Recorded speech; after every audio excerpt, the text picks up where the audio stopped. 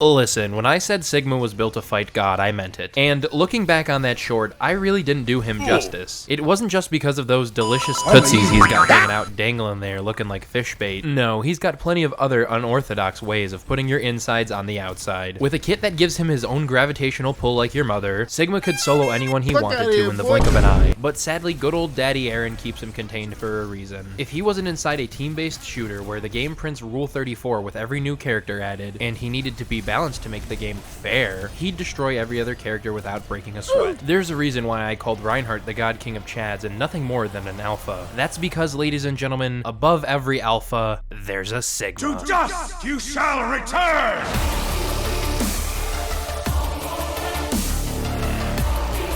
What is that melody?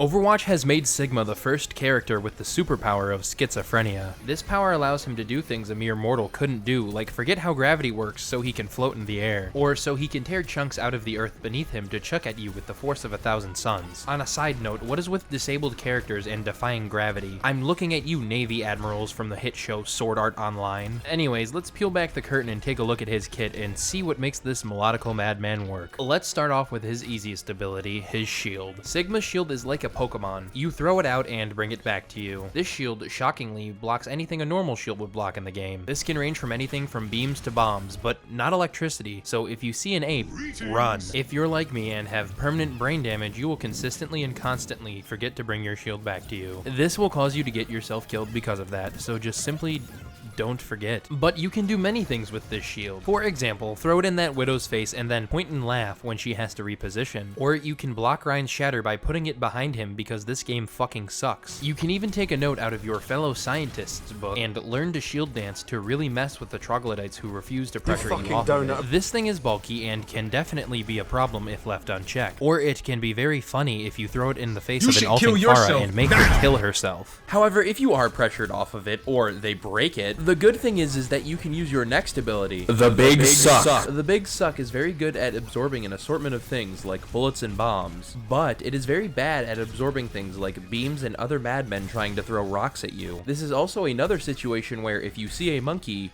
run. You think it being a black hole, a beam of light would be no problem considering how real-life science apparently works. But Overwatch isn't known for its real-life accuracy, now is it? Just look at Genji. I mean, if his suit is metal, why does it show off that tight ass? I mean, that thing can't be skin tight, can it? How would he move around? Absorbing things with your cute tiny little black hole gives you an amount of overhealth depending on how much damage you absorb. For example, if you grab a hold of a grenade with your bare hand, just like in real life, not much would happen. But if you eat an entire minigun's worth of bullets from a friend-shaped robot, it makes you a lot healthier. Is someone aim hacking in your lobby? Just press shift and invalidate their entire ult. Or if that bird brain is still not satisfied with death, embarrass her too by grapefruiting her entire ultimate. Next up are his Sigma balls. No, not the ones attached to his body. They're actually Andrew Tate's. I mean, that would explain the balding. And just like bald people, they explode on contact with a surface. To the windows, to the walls, their brains will get splattered down the halls with your IRA fidget spinners. These nuts have a short range, so you can't go throwing them across the map to challenge a Widowmaker. But what you can do is fire them down a small corridor and be virtually unpunished for it. It's not the same level of RNG as Hanzo's arrows, but sometimes it can feel pretty close. To make his balls even more effective, you can use your schizophrenia to rip a rock out of the ground and throw it at people. With a direct hit, it will cause a boatload of damage and stun them. This is the perfect excuse to throw your highly explosive chin scrapers to hit him with the instant annihilation.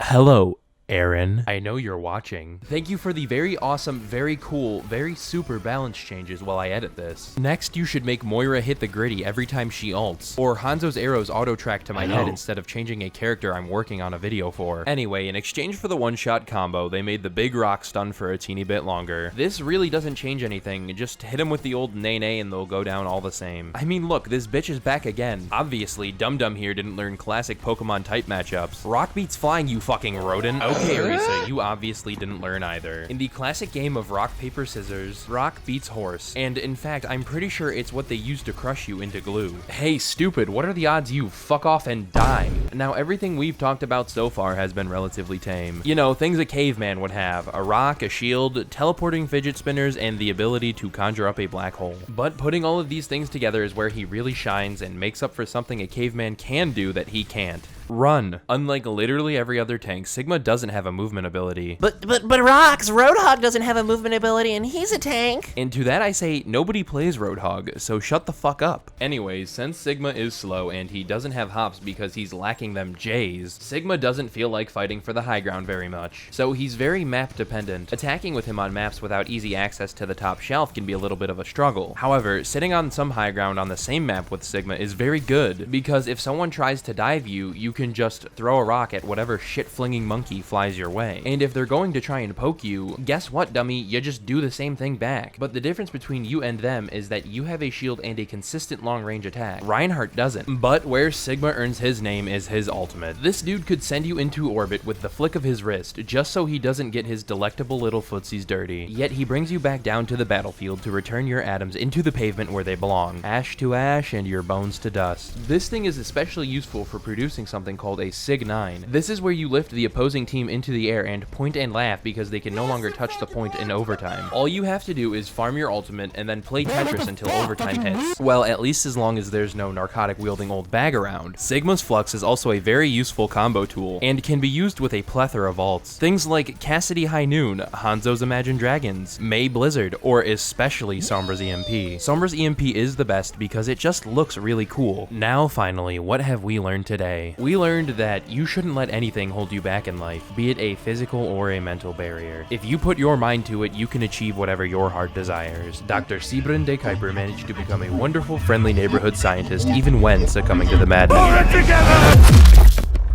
What is that melody?